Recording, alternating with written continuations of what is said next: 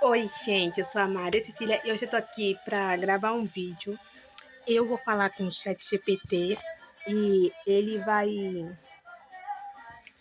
Que eu vou falar com ele sobre música que eu fico cantando e tal. E vou pedir a opinião dele, gente, e vocês só ficam acompanhando. Vou começar.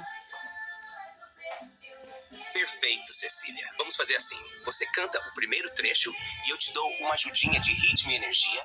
Depois a gente passa pro próximo trecho. Começa cantando. A minha vida é divertida e não tem sempre na ativa. Canta devagarzinho, que eu vou te acompanhar. Claro, Cecília. Vamos fazer assim. Você canta o primeiro trecho da música da Ladybug e eu vou te dar uma ajudinha de ritmo e energia. E depois a gente passa pro próximo trecho. O trecho para começar é: a minha vida é divertida e não tem sempre na ativa. Você quer tentar cantar agora?